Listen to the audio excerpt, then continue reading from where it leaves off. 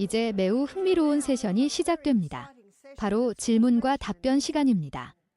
질문이 있으신가요? 바바라, 매일 샤워를 해야 한다고 말씀하셨어요. 제 경험상 매일 샤워를 하면 피부가 건조해지는데 비누를 사용하거나 사용하지 않고 샤워하는 것을 의미하나요? 좋은 질문입니다. 비누를 사용하든 사용하지 않든요. 비누를 사용할 때는 겨드랑이처럼 비누가 가장 필요한 부위에만 사용해야 한다고 생각합니다.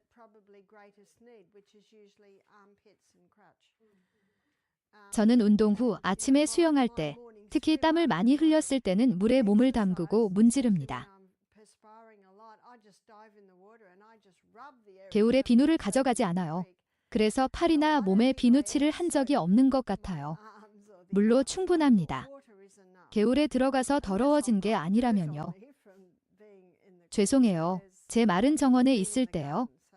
네, 외부에서 비누를 사용하는 것은 적절하지만 샤워할 때마다 온몸에 거품을 내면 피부가 매우 건조해집니다. 따라서 가장 필요한 부위에만 거품을 내세요. 바바라, 비누는 햇볕을 쬐면 생성되는 비타민 D도 제거해요. 맞아요. 햇볕을 쬐면 비타민 D가 피부에서 생성되려면 2시간이 필요합니다. 따라서 샤워를 하고 비누로 온몸을 씻으면 햇빛이 피부에 닿아 피부 바로 아래에 있는 콜레스테롤이 비타민 D로 전환되기 때문에 비타민 D를 사용할 수 없게 됩니다. 그래서 오일이 필요합니다. 그래요. 바바라, 하루 종일 밖에서 정원 활동을 할 때 운동을 더 해야 하나요? 정원에서 운동해야 하나요? 운동에서 중요한 것은 유산소 운동이라는 점입니다. 유산소 운동이란 심장이 뛰는 것을 의미합니다. 예를 들어 정원에서 땅을 깊이 파고 있다면 유산소 운동이 될 수 있습니다. 하지만 정원에서 하는 활동이 허리를 구부리고 잡초를 뽑는 것뿐이고 유산소 운동은 전혀 하지 않는다면 그런 날에는 유산소 운동을 해야 할 수도 있습니다. 그런가요? 바바라, 곰팡이에 대해 말씀해 주셨고 곰팡이를 제거하는 방법 중 하나가 굽는 것이라고 설명해 주셨어요. 하지만 활성탄은 어떤가요? 숯을 사용하여 몸에서 곰팡이를 정화할 수 있나요? 숯을 사용하여 몸에서 곰팡이를 제거할 수 있나요? 숯은 닿는 부분만 청소합니다. 따라서 실제로는 위장관에만 도달합니다. 반면에 제가 언급한 허브는 혈액과 조직으로 이동합니다. 그럴까요? 바바라, 비타민 D가 피부에 도달하는데 2시간이 걸린다면 사람들이 자외선 차단제를 바르면 어떻게 될까요? 그렇게 하는 것이 바람직할까요? 아니요. 저는 자외선 차단제를 권장하지 않아요. 피부에 닿아 비타민 D로 전환되는 광선은 UVB입니다. UVB 광선, 자외선 B 광선, 그리고 자외선 차단제는 모든 UVB 광선을 차단합니다. 개인적으로 저는 자외선 차단제를 사용하지 않습니다. 장시간 햇볕을 쬐어야 한다면 큰 모자와 긴 소매 셔츠를 입습니다. 따라서 이상적으로는 자외선 차단제 이외에 다른 제품을 사용하는 것이 좋습니다. 자외선 차단제 패키지의 라벨을 읽어보세요. 화학 물질이 많이 들어있어요. 그래서 뭐라고 하나요? 이름이 클수록 더 무섭거나 독성이 강합니다. 그리고 서팔이나 구글에 가서 그 이름을 입력하면 정확히 어떤 성분인지 알 수 있습니다. 바바라, 아기는 매일 목욕시켜야 하죠? 네, 어린 아기에게는 매일 목욕을 시켜야 합니다. 목욕은 훌륭한 수치료법이에요. 우리 몸이 노폐물을 배출하기 때문에 아기들은 보통 목욕 후 숙면을 취합니다. 격렬한 운동을 하든 안 하든 우리는 매일 노폐물을 배출하고 있습니다. 우리도 그렇죠. 바바라, 식사에 소금을 얼마나 사용하나요? 소금을 넉넉하게 사용하시나요?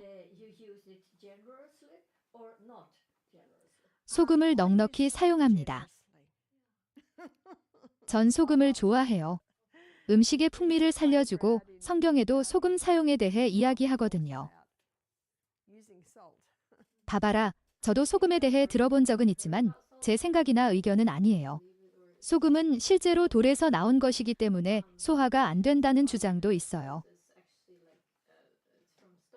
그리고 우리가 먹는 식물이 미네랄을 흡수하고 우리는 식물을 먹음으로써 미네랄을 얻기 때문에 토양에 있어야 한다는 주장도 있습니다. 소금이 토양에 있어야 한다는 말은 미네랄을 의미합니다. 그렇기 때문에 미네랄 때문에 한 달에 한 번 바닷물로 정원에 물을 주는 것이 좋습니다. 호주에서는 바다 소금이나 멕시크롯 같은 냄새가 나는 액체를 살 수 있지만 사실 미네랄이 엄청나게 풍부한 해초를 분해한 것에 불과합니다. 그래서 미네랄이 중요합니다. 그리고 콩류를 조리할 때 소금을 전혀 넣지 않으면 먹을 수 없습니다. 그리고 소금을 너무 많이 넣으면 좋지 않습니다. 물론 소금을 과하게 넣을 수도 있습니다. 하지만 그렇게 하지 않을 수도 있습니다. 나쁜 평판은 염화나트륨에서 비롯되는데 소금에 대해 이야기할 때 보게 되겠지만 바닷물에는 92가지 미네랄이 있고 30%는 나트륨, 50%는 염화물입니다. 염화나트륨은 바닷물이 증발할 때 가장 먼저 형성되는 결정체입니다. 그런 다음 수집되어 사용됩니다. 하지만 이들은 매우 단단한 미네랄입니다. 염화나트륨을 혈류에 직접 주입하면 환자는 사망할 수 있습니다. 그리고 염화나트륨은 너무 강해서 미뢰를 죽입니다.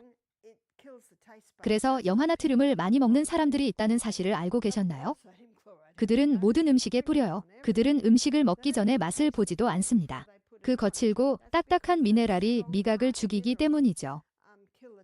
하나님은 염화나트륨을 다른 모든 미네랄과 함께 자연에 넣어 완충작용을 하게 하셨어요. 미네랄은 염화나트륨의 경도를 완충하기 때문에 균형 잡힌 형태로 소화가 잘 됩니다. 그래서 우리는 켈트 소금으로 살 수도 있고 히말라야 소금으로 살 수도 있습니다. 네. 봐봐라, 어제 발표하신 내용과 관련하여 한 말씀 드려도 될까요? 네, 물론이죠. 봐봐라, 저는 약에 대한 경험과 제가 개인적으로 가끔씩 했던 일을 공유하려고 합니다. 저는 2010년경 고혈압 약을 처방받았습니다.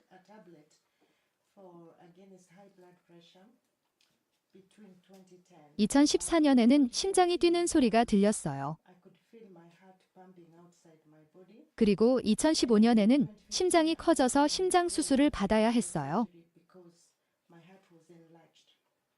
웁살라 학술병원의 수석 심장 전문의는 제 일상을 물어본 후 이 약이 심장 비대를 일으켰다고 말했습니다.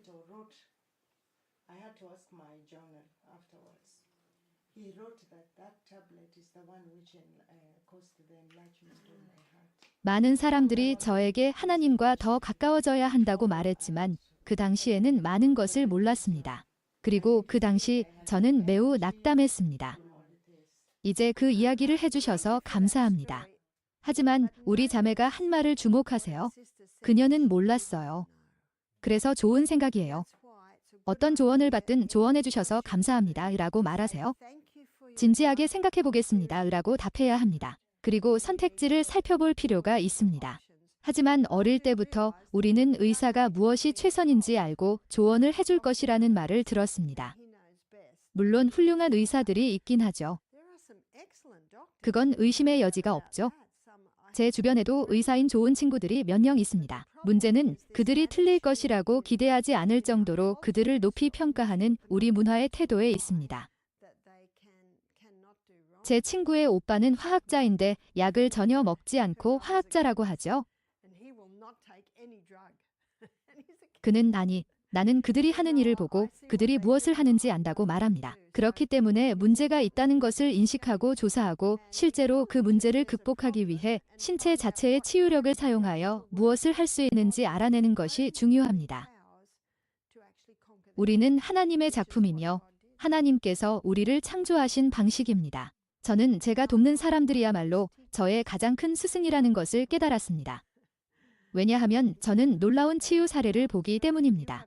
여러분도 의료 선교사로 나아갈 때 여러분의 이야기가 얼마나 큰 힘을 발휘하는지 알게 될 것입니다. 요한계시록 12장에는 어린 양의 피와 그들의 간증으로 이겼다고 기록되어 있습니다.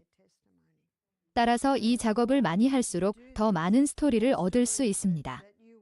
그리고 그 이야기들은 기본적으로 이러한 것들이 어떻게 작동하는지에 대한 예시입니다. 제가 2004년에 브롱크스에서 일할 때 매우 슬픈 이야기가 있었습니다. 교인 수가 450명인 교회가 있었어요. 청소년 합창단의 리드싱어는 아마도 가장 아름다운 목소리를 가졌을 텐데 약간 과체중이었어요. 그녀는 저에게 심장이 커졌어요 라고 말했어요. 그녀는 19살이고 비대해진 심장 때문에 여러 가지 약을 복용하고 있었어요. 그래서 병력을 확인해 보니 정서적 위기를 겪었을 때 월경이 중단되었고 실험용 약을 먹었는데 그 약 때문에 심장이 커졌다는 사실을 알게 되었습니다. 그리고 이제 그녀는 비대해진 심장 때문에 약을 복용하고 있었어요. 와, 정말 안타깝네요. 그리고 저는 그녀가 물을 마시는 것을 좋아하지 않는다는 것도 알았습니다. 그래서 저는 한 번에 한 잔을 다 마실 필요는 없고 하루 종일 마셔도 된다고 말씀드렸죠. 바로 이 지점에서 우리는 선교사 의사로서 개입해야 합니다. 설명하는 내용에 대한 저항이 있다면 다른 방법을 찾아서 시행할 수 있도록 해야 합니다. 하지만 이 이야기에서 가장 슬픈 부분은 2주 후에 그녀가 시신으로 발견되었다는 것입니다. 당시 19살이었던 그녀는 약물로 인해 사망한 것으로 밝혀졌습니다. 매우 슬픈 이야기, 매우 슬픈 이야기입니다. 하지만 하늘이 치유를 인정하는 방법은 단 한 가지뿐이라는 것을 보여주는 예시입니다.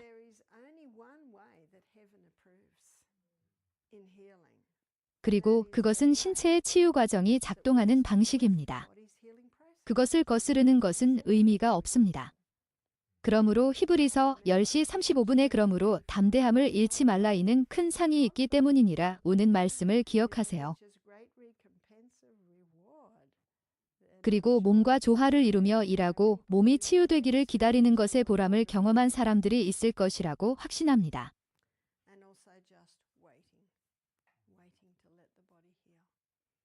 더 질문이 있으신가요? 네.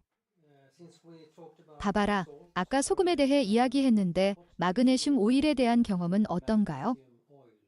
마그네슘 오일에 대한 제 경험은 매우 긍정적이었습니다. 실제로 연구에 따르면 마그네슘 오일을 신체 표면에 국소적으로 바르면 마그네슘을 경구로 섭취하는 것보다 더 효과적이고 효율적으로 흡수되는 것으로 나타났습니다. 그리고 두 가지를 모두 사용할 수 있는 시기가 있을 수 있습니다. 저희 마사지 테라피스트들은 항상 마그네슘 오일을 구비하고 있습니다. 마그네슘은 근육 이완제입니다. 따라서 근육이 뭉치거나 경련이 있을 때마다 마그네슘 오일을 사용하면 매우 효과적일 수 있습니다. 다리가 불안한 사람은 앱솜 소금으로 뜨거운 목욕을 하는 것이 좋으며 그것이 불가능하다면 마그네슘 오일을 외부에 바를 수 있습니다. 바바라, 이렇게 하면 통증이 줄어들나요? 네, 그렇습니다. 근육 경련은 통증을 유발할 수 있다는 것을 알아야 합니다. 따라서 근육에 경련이 있을 때마다 마그네슘 오일을 바를 수 있습니다. 바바라, 저도 마그네슘 오일을 사용해 본 경험이 있어요. 정말 사실입니다. 네, 사실입니다. 그렇기 때문에 모든 사람이 직접 시도해 보는 것이 매우 좋습니다. 그러면 여러분도 경험담을 들려줄 수 있을 거예요. 바바라, 하지 불안 증후군이 있는 사람은 낮에, 밤에 또는 증상이 나타날 때 복용해야 합니까? 하지 불안 증후군이 시작되는 경우가 많으므로 잠자리에 들기 직전에 복용하는 것이 가장 이상적입니다. 따뜻한 앱솜 소금을 바르는 것을 잊지 마세요. 촉촉한 열과 마그네슘 두 가지가 근육을 이완시키기 때문이죠. 그렇게 하면 두 가지를 모두 얻을 수 있습니다. 그리고 닐 레들리 박사의 세미나에 갔더니 다리 운동을 하라고 하더군요. 우리는 정말 다리 운동을 해야 합니다. 특히 다리를 단련하는 운동으로는 리바운드, 트램폴린, 고정식 사이클링, 수영 등이 있습니다. 그래서 다리의 운동을 좀 해야 해요. 바바라, 마그네슘 오일 스프레이는 얼마나 사용하나요? 글쎄요. 당신이 편안하다고 느끼는 만큼만요. 물론 너무 많이 뿌리면 여기저기 흘러내리지만 적당히 문지르면 되고 과용하면 안 돼요. 바바라, 몸 전체에 바를까요? 아니면 다리에만 바를까요? 아니요, 다리만요. 네, 느껴지는 부위만요. 바바라, 한 번이면 충분하고 이제 자러 가도 되나요? 종종 그렇죠. 밤에 이 때문에 잠에서 깨는 사람이 있다면 다시 바르면 됩니다. 또한 생리통으로 복부 경련을 느끼는 여성이나 설사 또는 근육통이 있는 사람도 있었는데 이런 경우 복부에 바르면 경련을 완화할 수 있습니다. 네.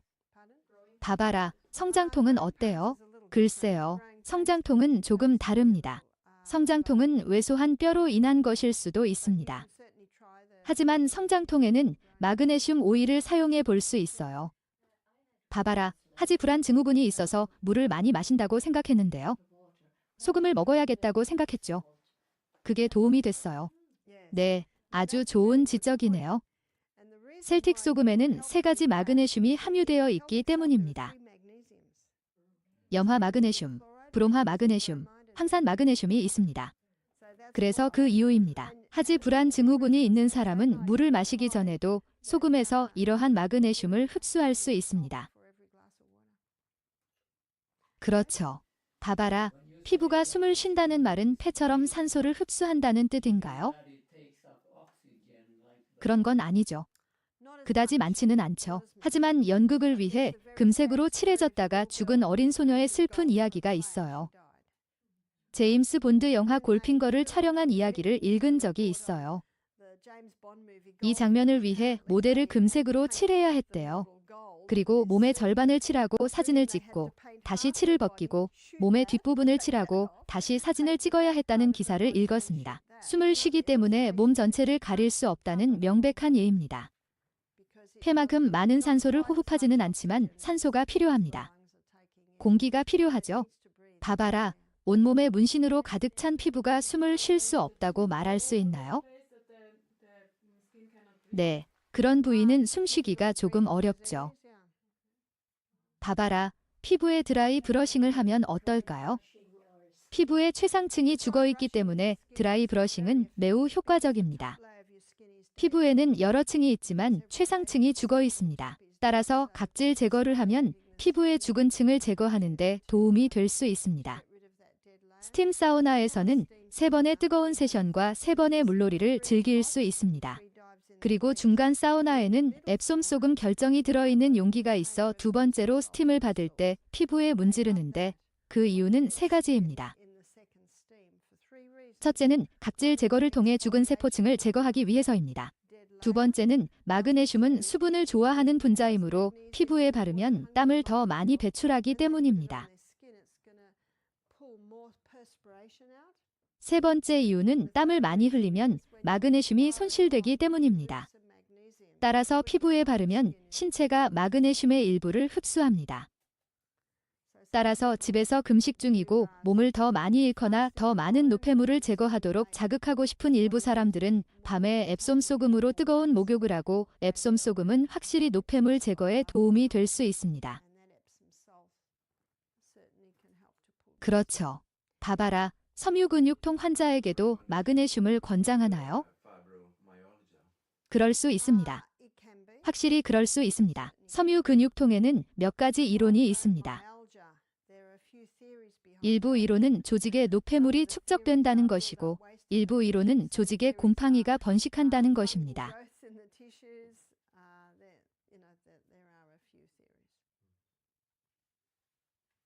그런가요? 봐봐라, 해조류 섭취를 권장하는 사람들이 여러 명 있는데 중금속이 그 부분으로 내려간다고 말씀하셨고 플라스틱에 대해서도 언급하셨는데 해조류를 먹어도 안전한가요? 해조류에 대해서는 잘 모르겠습니다. 저도 의구심이 들고 갈조류에 대해서도 의구심이 듭니다. 왜냐하면 요즘은 우리 바다에서 오염되지 않은 곳이 거의 없기 때문입니다. 그건 사실입니다. 하지만 오염이 적고 파도가 물을 정화할 수 있습니다. 따라서 셀틱 소금이나 바다 소금에서는 화학 물질을 찾을 수 없지만 해양 생물, 생선 및 해초에서 확실히 발견할 수 있습니다.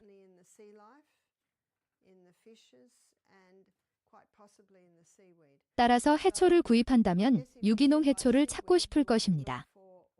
즉, 상당히 안전한 지역에서 수확하고 화학 물질이 없는지 테스트까지 마쳤을 것입니다.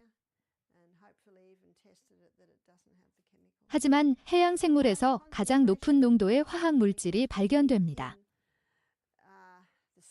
따라서 무엇보다도 굴, 게, 랍스터, 새우 등 바다에서 가장 많이 섭취하는 생물은 굴, 게, 랍스터, 새우입니다. 그들은 확실히 그것을 받아들이고 있습니다. 그리고 성경은 어쨌든 그것들을 부정한 것으로 간주하고 우리가 먹어서는 안 된다는 것을 알고 있습니다. 봐봐라, 음식의 곰팡이와 관련하여 빵과 마찬가지로 모든 음식에 대해 동일합니까? 가끔 검은 반점이 있는 당근은 어떻습니까? 나머지는 괜찮아 보이더라도 당근 전체를 버려야 합니까? 2. 특히 호박을 재배하고 작은 부분만 곰팡이가 생겼을 때 어렵다는 것을 이해하지만 이상적인 것은 모두 버리는 것입니다. 봐봐라, 어떤 빵이 더 낫나요? 글쎄요, 사워도우 빵은 곰팡이가 없기 때문입니다. 사워도우 빵에는 야생효모와 유산균이 결합되어 있으며 유산균이 야생효모를 소비하는 것이 일어납니다. 그래서 사워도우 빵이 최고의 빵인 거죠. 봐봐라, 곰팡이가 조금이라도 남아있으면 다 나쁜 거예요. 네, 흔적이 보이면 버리는 것이 가장 좋습니다. 봐봐라, 엘렌 화이트도 이에 대해 언급했죠. 의심스러우면 버려라 라는 말이 있죠. 버리세요. 좋은 퇴비가 되니까요. 그렇죠. 봐봐라, 죽에 대해 얘기했잖아요. 우리는 많은 양의 콩을 요리해서 냉장고에 보관하는 습관이 있습니다. 그래서 일주일에 2~3번 정도는 아침 식사로 콩을 먹어요. 그렇게 하면 어떤 이점이 있나요? 별로요. 봐봐라, 콩나물은 어때요?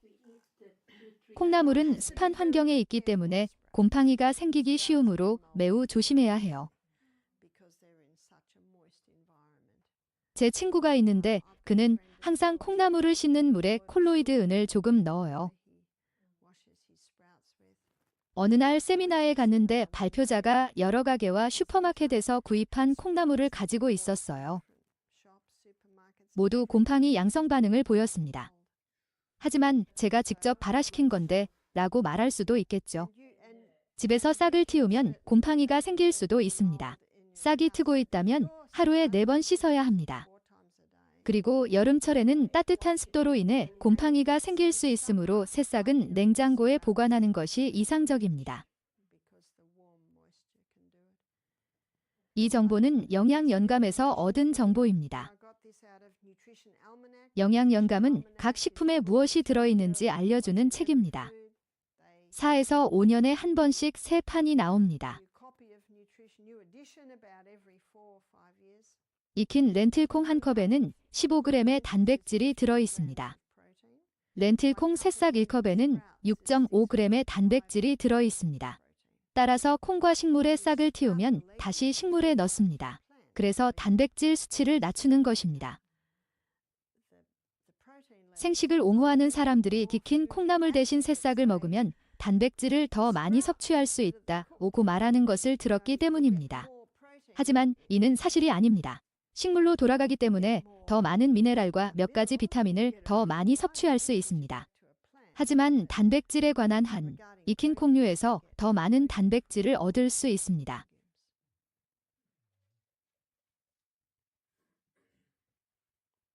그래요. 봐봐라, 앞서 암과 암 프로그램 및 암권장 사항에 대해 이야기했습니다. 암의 종류에 따라 다른가요? 예를 들어 폐암과 혈액암은 어떻게 다른가요? 네, 유형에 따라 확실히 다릅니다.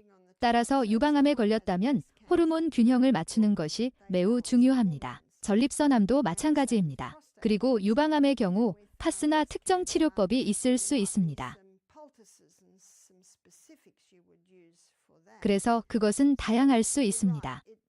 하지만 폐암의 경우 베이킹소다 티스푼과 물 한 컵을 섞어 스프레이 병에 담아 사용하는 것이 좋습니다.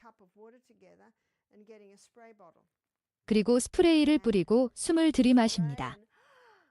베이킹소다를 만지는 곳마다 알칼리성 물결을 일으키고 암은 산성 환경을 좋아한다는 사실을 기억하세요. 그리고 여러분은 그것을 조금만 익히면 됩니다.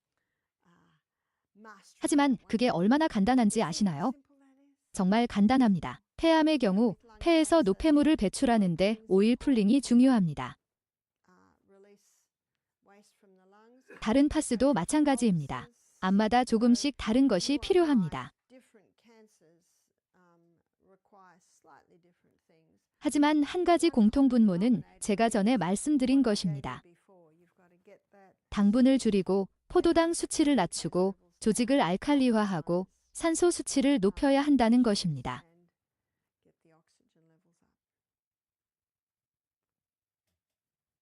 알겠어요. 바바라, 베이킹소다와 물은 어떤 비율로 섞어야 하나요? 물 1컵에 베이킹소다 1티스푼입니다.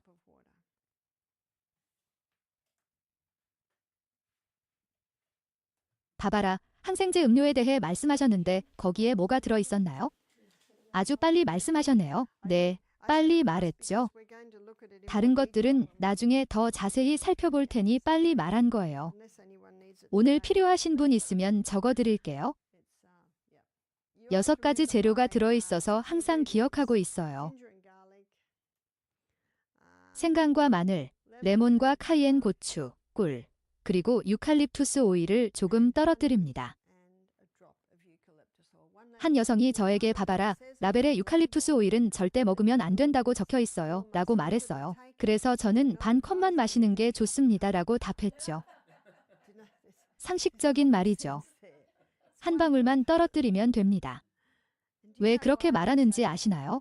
1976년에 제가 잘 기억하기 때문이죠. 첫 아기가 태어났을 때 태즈메이니아에서 라디오를 듣고 있었는데 태즈메이니아에 대해 들어보셨나요? 호주 최남단에 있는 작은 섬이에요. 주 중 하나로 간주됩니다. 한 소년이 유칼립투스 오일을 마시고 혼수 상태에 빠졌어요.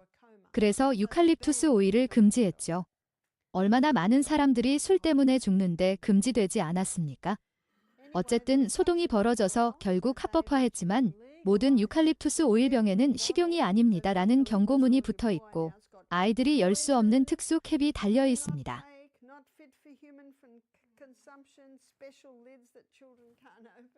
그 아이 사건 때문이죠.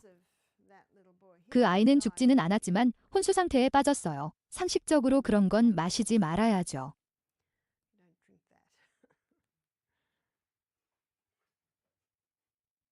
전 항상 그 생각을 해요. 왜 그럴까요? 술로 돈을 너무 많이 벌면서 왜 술을 금지하지 않는 걸까요? 그리고 호주에서 봉쇄령이 내려지고 필수 서비스만 문을 열었을 때 그들이 필수 서비스로 간주한 것이 무엇인지 아세요? 주류 판매점이었습니다. 그런데도 교회는 문을 닫아야 했죠. 저는 교회가 필수적이라고 생각해요. 바바라, 버섯에 대해 질문이 있는데요. 어떤 종류의 버섯은 사라지는데 10년 정도 걸릴 수 있다고 하셨는데 버섯이 그렇게 회복력이 강한 이유는 무엇인가요?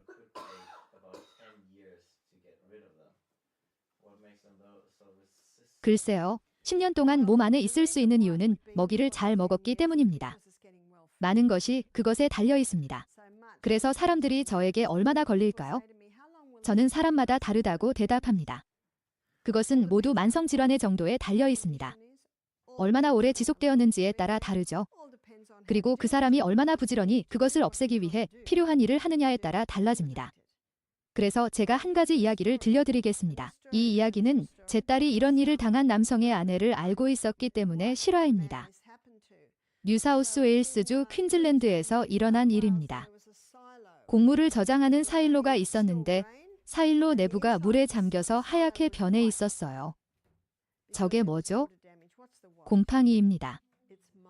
그래서 이 세 남자에게 사일로 벽을 청소하라는 지시를 받았습니다. 그래서 그들은 문을 열고 주위를 둘러보았습니다. 두 남자는 보호복을 입자라고 말했습니다.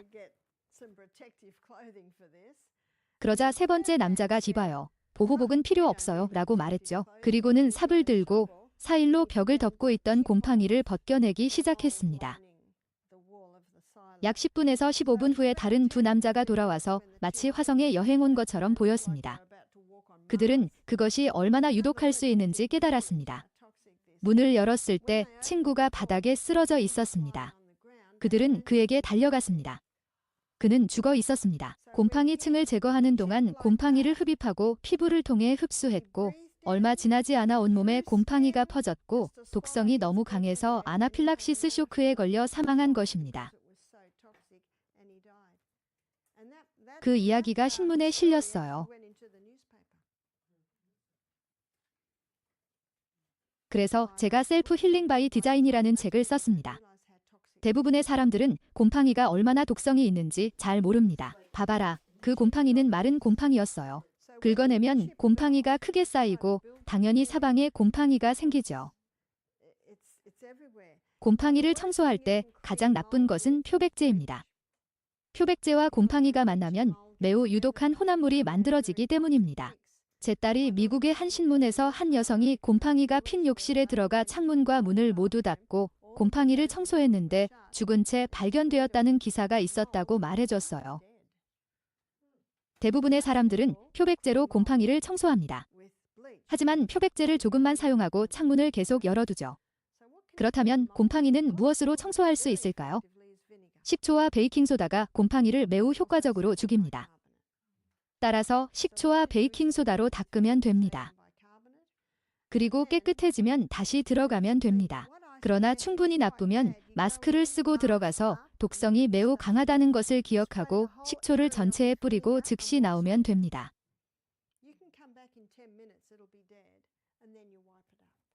하지만 즉시 뿌리고 청소하면 포자가 공기 중에 흩어져 포자에 노출될 수 있습니다. 그런 다음 매우 강력한 항진균제인 정향 에센셜 오일 몇 방울을 젖은 천에 묻혀 전체 부위를 닦아주세요.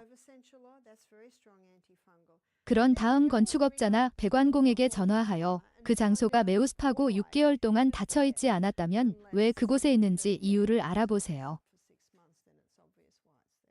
봐봐라. 식초와 베이킹소다를 함께 사용하면 서로 중화되지 않나요? 글쎄, 당신은 이 멋진 반응을 얻고 그 모든 거품으로 청소할 수 있습니다. 네, 하지만 보통은 따로 사용하셔도 됩니다. 베이킹소다를 작은 그릇에 담아 칫솔을 담그고 양치하면 치아를 닦을 때 아주 좋은 방법이죠.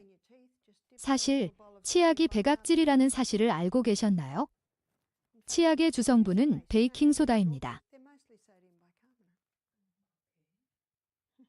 더 상큼한 맛을 원한다면 페퍼민트 오일을 한 방울 떨어뜨리면 됩니다. 네, 봐봐라. 칸디다증에 걸리면 빵도 먹으면 안 돼요. 사워도우 빵은 먹을 수 있지만 효모빵은 먹으면 안 돼요. 효모가 먹이가 되기 때문이죠. 따라서 효모에 문제가 있는 사람은 전통 효모, 맥주 효모, 베지마이트, 베이커리 효모 등 모든 효모를 먹지 말아야 합니다. 맥주 효모. 5. 맥주 효모는 절대 사용하지 마세요. 효모는 죽일 수 없으니까요.